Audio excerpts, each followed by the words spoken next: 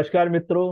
मैं आपका मित्र दीपक तनेजा आप सभी का स्वागत करता हूं आपके सबसे लोकप्रिय चैनल योगकार चक्र। मित्रों, हम अपनी सीरीज के आज बहुत ही इम्पोर्टेंट भाव की तरफ पहुंच गए हैं।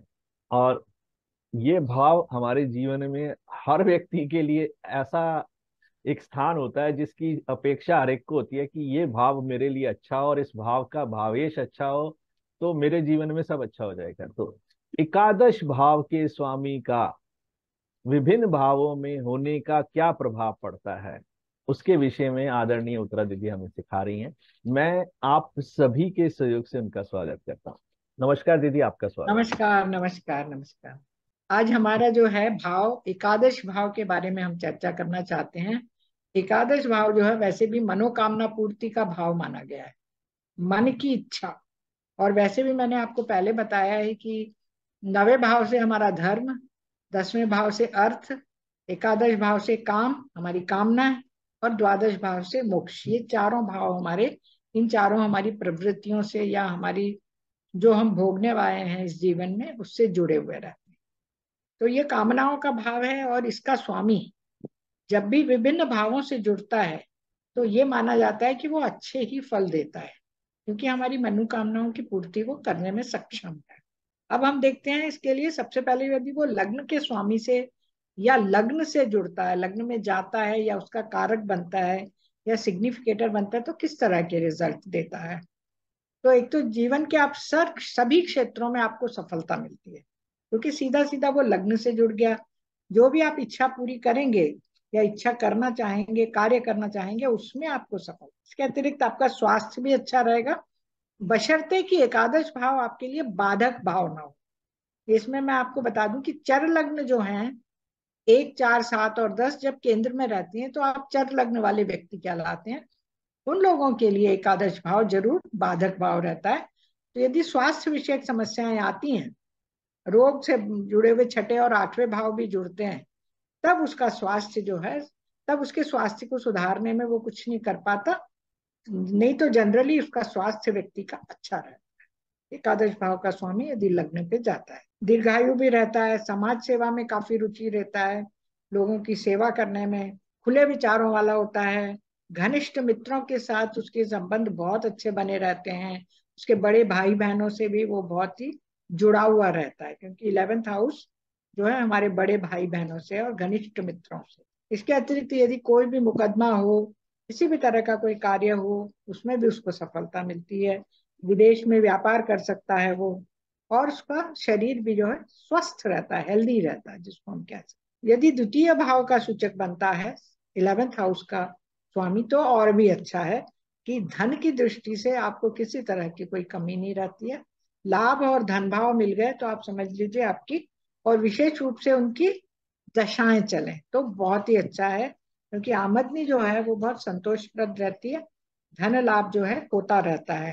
कोई भी कार्य व्यक्ति अपने हाथ में लेता है उसमें फायदा होता है, चाहे वो जुआ सट्टा हो, चाहे और भी हो, मतलब किसी भी तरह का कार्य, व्यापारिक कार्य हो, यदि वो सप्तम भाव से भी जुड़ रहा है तो भी उसको जो है लाभ होगा। एक तरह से हम कह सकते हैं कि उसकी सभी इच्छाओं की पूर्ति जो है, धन संबंधी विशेष रूप से या परिवार संबंधी, कुटुंब का भाव भी है, वो जो इच्छाएं हैं वो हमेशा पूरी होती हैं। आर्थिक स्तर भी है उसका जीवन में उच्च श्रेणी का रहता है, अच्छा रहता है, और अपने जीवन साथी के साथ, अपने परिवार के साथ पूरे आनंद का उपभोग करता है। अब आता है 3rd हाउस।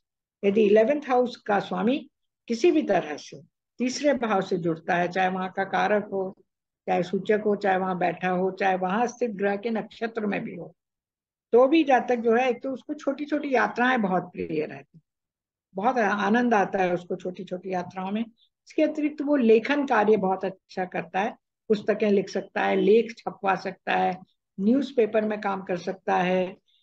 उसे चेंज, परिवर्तन जो रहते हैं जीवन में वो बहुत प्रिय होते हैं। इसके अतिरिक्त वो पत्राचार करके भी बहुत से काम कर सकता है, कोई ना कोई एजेंसियां लेकर, किसी भी तरह की एजेंसी लेकर और अपना कार्य व्यापार करके सफल हो सकता है। वो डरता नहीं है, घबराता नहीं है, हिम्मत ही रहता है।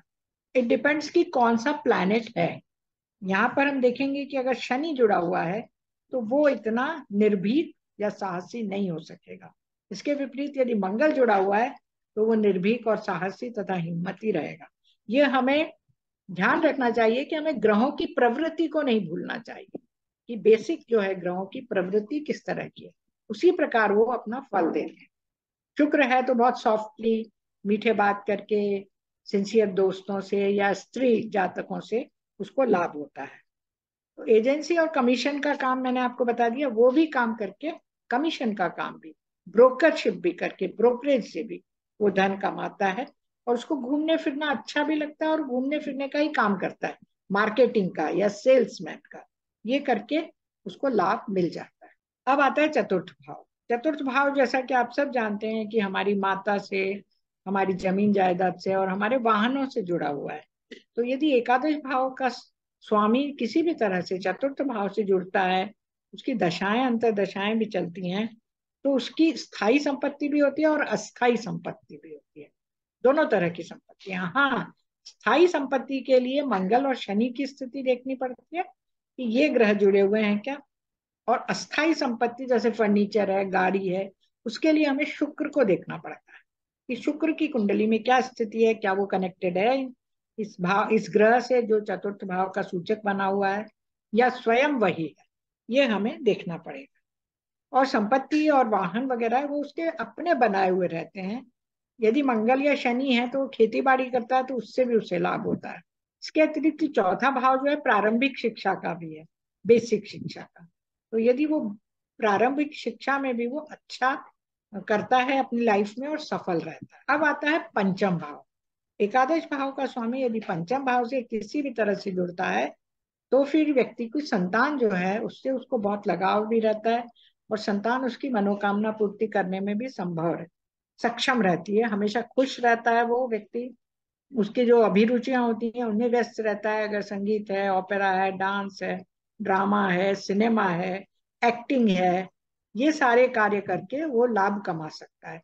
इसमें शुक्र का प्रमुख रोल जरूर रहता है और वो कलाकार भी बन सकता है, उच्च कोटि का कलाकार भी बन सकता है। और यदि उसको खेल कूद में, स्पोर्ट्स में रुचि है तो मंगल उसका अच्छा जुड़ा होना चाहिए और अच्छा होना चाहिए, बलवान, और उसकी दशा भी चले तो वो भी फिर सफलता देता है गेम्स वगैरह में, खेलने कूदने में, इन सब में। इसके अतिरिक्त ये जुए सट्टे का भी भाव है, शेयर मार्केट, जुए सट्टे का भाव। तो यदि 11th हाउस का स्वामी किसी भी तरह से इस भाव से जुड़ता है तो उसको उसमें भी फायदा होने की संभावना बहुत अच्छी लगती है। अब आता है छठा भाव कि 11th हाउस का स्वामी यदि छठे भाव से जुड़ता है, किसी भी तरह से उसका कारक बनता है, तो क्या होगा। तब भी वो जीवन में जो भी काम हाथ में लेता है उसमें उसको सफलता मिलती है। चुनाव आ रहे हैं तो चुनाव में, कंपटीशन है किसी भी तरह का तो कंपटीशन में उसको सफलता मिलती है, मुकदमेबाजी में सफलता मिलती है यदि किसी भी तरह का केस वगैरह होता है, और उसकी सभी महत्वाकांक्षाएं आराम से पूरी हो जाती हैं। छठे भाव से इसका जुड़ना काफी लाभप्रद है और ये बहुत अच्छा कॉम्बिनेशन है। उसके नौकर भी जो हैं वो सच्चे होते हैं और उसके लिए वफादार होते हैं, क्योंकि छठा भाव जो है हमारा हमारे सेवकों का या सर्वेंट्स का है। अब आता है सप्तम भाव। तो सप्तम भाव से यदि एकादश भाव का स्वामी जुड़ता है तो वो व्यापारिक कार्यों में बहुत सफल रहता है, क्योंकि सप्तम भाव हमारे व्यापार का है और छठा भाव हमारी नौकरी का है। तो सप्तम भाव से यदि वो जुड़ता है, उसका सिग्निफिकेटर बनता है, तो किसी भी तरह के व्यापार में वो ग्रह की प्रवृत्ति के अनुसार, जो ग्रह जुड़ रहा है उसकी प्रवृत्तियां देखें, वो किन किन व्यापारिक कार्यों का कारक है, उसके बाद वो व्यापार में सफल रहता है। उस तरह के व्यापार में आम जन से, पब्लिक पब्लिक से भी उसको बहुत लगाव रहता है, उसमें लोकप्रिय भी रहता है वो, और लोग उसको पसंद भी बहुत करते हैं। वो उनका विश्वास भी जीत हासिल कर सकता है और उसका जीवन जो है खुश मिजाज प्रसन्नता से भरा रहता है। दाम्पत्य जीवन भी उसका सुखी देखा गया है और जीवन साथी भी स्वस्थ और प्रसन्न चित्त स्वभाव का रहता है, जिसकी अपनी अलग अभिरुचियां होती हैं और जिनको वो पूरी करने में सक्षम रहता है, क्योंकि जीवन साथी के लिए उसका पंचम भाव लग्न पे आता है, सप्तम भाव। इस तरह से आप देख लें। और मैं हमेशा बार बार बताती हूँ आपको कि इनकी दशा अवश्य चलनी चाहिए या अंतरदशा। उसी में जो ये फल हैं मिलते हैं। अब आता है अष्टम भाव, कि यदि एकादश भाव का स्वामी अष्टम भाव से जुड़ता है और उसकी दशा अंतर्दशा जुड़ती है, तो उस समय व्यक्ति का जो जीवन है वो असंतोष से भरा रहता है। मतलब चिंताएं उसको, एक न एक चिंता, एक चिंता गई दूसरी चिंता आई, इस तरह से लगा रहता है। एक न एक चिंता आती रहती है, सताती रहती है। और विशेष रूप से उसके घनिष्ठ मित्र और बड़े भाई बहन, वो उसके लिए चिंता का कारण बनते हैं, क्योंकि उसको चिंता देने वाले वही लोग हैं इस तरह से। लेकिन विरासत से उसको लाभ होता है, बिना मेहनत की जो कमाई है वो कमाता है, उसको लाभ मिलता है। अचानक उसको गिफ्ट मिल सकती हैं, भेंट प्राप्त होती है, और बिना मेहनत के उसको लाभ मिलता है, ये भी फायदा है उसका। लेकिन उसको चिंता परेशानी भी लगी रहती है। अब आता है नवा भाव, कि यदि एकादश भाव का स्वामी नवम भाव से जुड़ता है, उसका सूचक है, तो व्यक्ति नई खोज द्वारा या किसी भी तरह के प्रबंधन द्वारा, एडमिनिस्ट्रेशन द्वारा लाभ प्राप्त करता है। कोई नई रिसर्च वर्क करता है, उससे उसको बहुत फायदा होता है। और दैवीय विचारधारा, धार्मिक प्रवृत्ति का व्यक्ति होता है, उच्च शिक्षा के प्रति भी उसका रुझान बना रहता है। ऐसा है कि उस दशांतर महादशा में तो वो पूरी महादशा में वो कुछ ना कुछ पढ़ता रहता है, उच्च शिक्षा के केंद्र को ध्यान में रखकर कुछ ना कुछ कार्य करता रहता है वो उसको। और फिर वो आध्यात्म से जुड़ जाता है, धार्मिक क्रियाकलापों से जुड़ जाता है, धार्मिक संस्थाओं से जुड़कर उनमें कार्य करता है, जिसमें उसको सफलता भी मिलती है। और लंबी यात्राओं का शौकीन भी रहता है, जिससे उसको लाभ भी होता है। लंबी लंबी धार्मिक यात्राएं भी वो कर सकता है। इसके अतिरिक्त पिता से लगाव रहता है उसका, और वो आज्ञाकारी भी रहता है, पिता से भी के प्रति आज्ञाकारी माना गया है। अब आता है दशम भाव, कि एकादश भाव का स्वामी यदि दशम भाव से जुड़ता है, तो व्यक्ति का जो जीवन स्तर है वो उच्च कोटि का माना गया है, कि उच्च कोटि का जीवन स्तर वो प्राप्त करता है।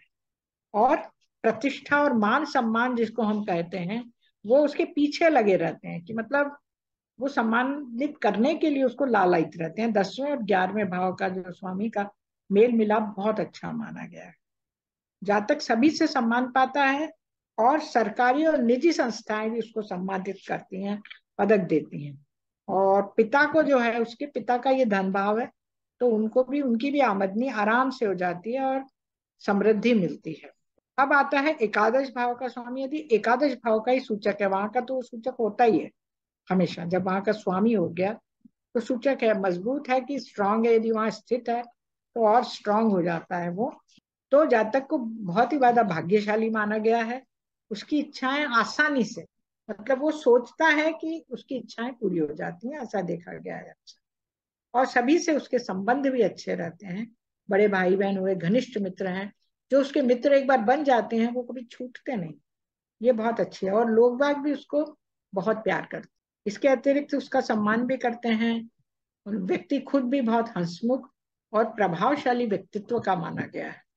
धन लाभ और प्रभावशाली व्यक्तित्व जो है, उसके कारण आम जन जो है उसका सम्मान करते हैं। इसके लिए, प्रभावशाली व्यक्तित्व के लिए, सूर्य, मंगल या गुरु, इन ग्रहों का जो होना, थोड़ा सा जुड़ना उस कारक ग्रह से आवश्यक है।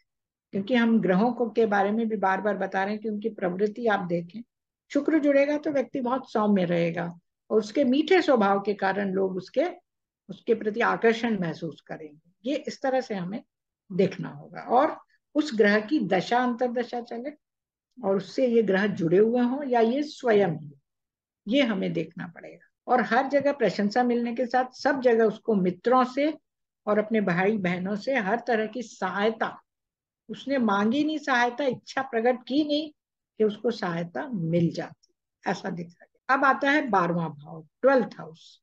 यदि 12th हाउस का, एकादश भाव का स्वामी 12th हाउस का सिग्निफिकेटर है या सूचक है या वहां जाता है, तो व्यक्ति की को थोड़ा नुकसान होता है। उसकी आशाएं, उसकी मनोकामनाएं इतनी आसानी से पूरी नहीं होती, थोड़ी टूटती हैं। जो वो सोच के चलता है प्लानिंग, उसमें लास्ट मोमेंट में जाके कुछ ना कुछ गड़बड़ हो जाती है, या उसकी वो इच्छा पूर्ति नहीं हो पाती है। और जो भी कार्य वो करता है उसमें उसको थोड़ा असंतोष उठाना पड़ता है। अब उसमें हमें ये देखना होगा कि 11वें भाव का जो सूचक है वो ज्यादा स्ट्रांग है या 12th हाउस का ज्यादा स्ट्रांग हो रहा है, तो उसी हिसाब से लाभ और हानि का रेशियो रहेगा। ये हमें हमेशा देखना पड़ेगा। इसके बाद कई मित्र जो हैं उसके, वो भी परेशानियां खड़ी कर देते हैं उसके, और छुप के उससे बदला लेने की कोशिश करते हैं। नुकसान और खर्चा जो है वो हमेशा उसका होता रहता है, और इसके कारण फिर व्यक्ति कभी कभी एकांत प्रिय हो जाता है, अकेलापन महसूस करता है, उसको किसी से मिलने की इच्छा नहीं होती। इस तरह की भी प्रवृत्ति आ जाती है, और विशेष रूप से यदि शनि यहाँ पर हो तो ज्यादा परेशानी होती है। फिर वो ध्यान लगाता है, प्राणायाम करता है, प्रार्थना करता है, यही सब करने में उसको थोड़ा सा अच्छा लगता है। तो इस तरह से एकादश भाव का स्वामी भी विभिन्न भावों में जाकर या विभिन्न भावों का सूचक बनकर उसकी दशा अंतरदशा में इस प्रकार के फल प्रदान। बहुत बढ़िया। हमेशा की तरह संपूर्ण एक एक पॉइंट आपका बहुत ही बढ़िया, अच्छे से आपने दीदी एक्सप्लेन किया। मैं आशा करता हूँ सभी को इस वीडियो से बहुत लाभ होगा, जो भी मन में प्रश्न होंगे उनका उत्तर मिल जाएगा। आदरणीय उत्तरा दीदी शिक्षा एवं कंसल्टेंसी दोनों जो है क्षेत्र में कार्य करती हैं। अभी उनका शनिवार को एक नया बैच शुरू हो रहा है केपी का। अगर कोई इच्छुक हो तो डायरेक्टली इसी नंबर पर उनको फोन करें। कृपया इस कार्य के लिए केवल उन्हीं को फोन करें, मुझे ना करें। कंसल्टेंसी भी वो करती हैं, उसके लिए भी आप उनको डायरेक्टली बात कर सकते हैं। इसी के साथ आज के लिए बस इतना ही। नमस्कार, धन्यवाद। नमस्कार, नमस्कार, नमस्कार।